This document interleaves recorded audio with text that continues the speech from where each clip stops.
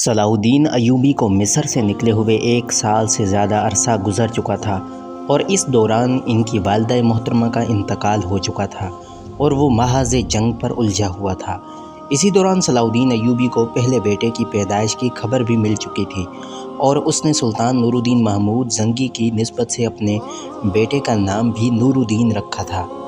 دمشق، شام اور ایڈیسا پر قبضہ کرنے کے بعد صلاح الدین ایوبی کو اپنے پیاروں کی یادیں ستانے لگی تھیں اور سامنے کوئی محاذ جنگ بھی نہیں تھا، اس لیے صلاح الدین ایوبی نے مصر واپس جانے کا فیصلہ کر لیا۔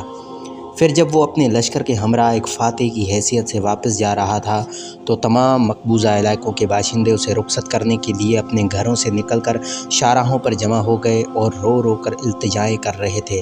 آپ ہی ہمارے امیر ہیں، پھر ہمیں چھوڑ کر کہاں جا رہے ہیں؟ عوام کی محبتوں کا یہ مظاہرہ دیکھ کر صلاح الدین ایوبی اس قدر متاثر ہوا کہ خود بھی گھوڑے سے نیچے اتر آیا تھا اور انہیں مطمئن کرنے کی کوشش کر رہا تھا۔ حق تعالیٰ نے کچھ اور علاقے بھی میرے زیر انتظام کیے ہیں، اس لیے مجھ پر وہاں کے لوگوں کا بھی کچھ حق ہے، میں ان کے حقوق ادا کر کے بہت جلد تم سے آ ملوں گا۔ کچھ لوگوں نے اس خوف کا اظہار کرتے ہوئے کہا، اگر آپ کے جانے کے بعد وہ ظالم دوبارہ لوٹ آئے؟ لوگوں کا اشارہ والی موصل سیف الدین اور سلطان ملک صالح کے ظالم امراء کی طرف تھا۔ امید ہے کہ اب وہ جفاکار ادھر کا رخ نہیں کریں گے۔ صلاح الدین ایوبی نے اپنے عوام کی تالیف قلب کی خاطر مسکراتے ہوئے کہا، اور اگر وہ آئے بھی تو میں تم سے زیادہ دور نہیں ہوں، تمہاری ایک پکار پر دوڑا چلا آؤں گا۔ آخر صلاح الدین ایوبی اپنے سارے علاقوں کے نظم و نسق کا جائزہ لیتا اور تمام عاملین کو سخت ہدایات دیتا ہوا مصر پہنچا۔ مصر کی حدود میں پہنچتے ہی صلاح الدین ایوبی نے ایک اور اندھوناک خبر سنی۔ ایڈیسا سے رخصت ہوتے وقت والی مصر نے نیت کی تھی کہ وہ سب سے پہلے امام شیخ شرف الدین کی خدمت میں حاضر ہوگا اور پھر والدہ محترمہ کی قبر پر فاتحہ پڑھنے جائے گا،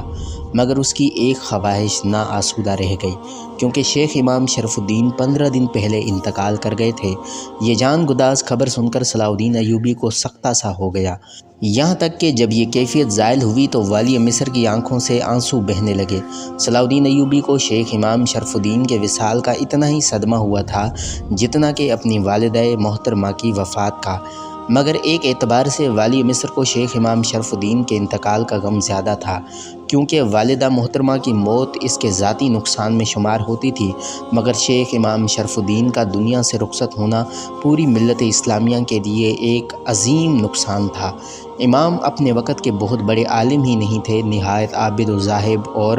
مستجاب الدعوات انسان تھے۔ ان کی دعاؤں سے اللہ اہل اسلام کے سروں سے بہت سی مصیبتیں ٹال دیا کرتا تھا۔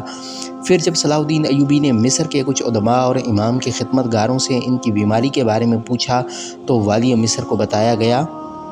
امام صاحب بالکل صحت مند تھے۔ تقریباً 1 ماہ پہلے کی بات ہے کہ ایک رات امام سو کر اٹھے تو انہیں ہلکا سا بخار تھا۔ شروع میں اس معمولی سی بیماری کی طرف کوئی توجہ نہیں کی گئی، مگر جب بخار بڑھتا ہی چلا گیا تو مصر کے تمام طبیبان خاص کو دکھایا گیا، مختلف دوائیں بھی دی گئی، مگر بخار میں کوئی کمی واقع نہیں ہوئی، یہاں تک کہ سارے طبیب بخار کی وجہ جاننے سے قاصر رہے۔ پھر وصال سے 1 دن پہلے اپنے تیمار داروں اور خدمت گاروں کو مخاطب کر کے بار بار ایک ہی جملے فرما رہے تھے، تمہاری ان دعاؤں سے کچھ نہیں ہوگا، میرا وقت سفر آ پہنچا ہے، اب مصر کی زمین میں یا تو امام رہے گا یا مجاہد۔ خدمتگار امام سے ان الفاظ کا مفہوم دریافت کرتے تو کوئی جواب نہیں دیتے، بس یہی فرماتے، یہاں امام تو بہت ہے مگر مجاہد کوئی نہیں، اگر میں مر گیا تو دوسرے امام پیدا ہو جائیں گے لیکن تمہیں ایسا کوئی دوسرا مجاہد نہیں ملے گا، اللہ اس کی حفاظت کرے۔ پھر امام نے کلمہ شہادت پڑھا اور تیز ہوا کے جھونکے کی طرح رخصت ہو گئے۔ امام کے انتقال کی تفصیلات سن کر صلاح الدین ایوبی کے آنکھوں سے بہنے والے آنسوؤں میں شدت آ گئی اور اس کے ساتھ ہی اس کے تصورات و منظر بھی ابھر آیا کہ جب والی مصر ایڈیسا کے محاصرے کے وقت ایک حشیشی کے خنجر سے زخمی ہو کر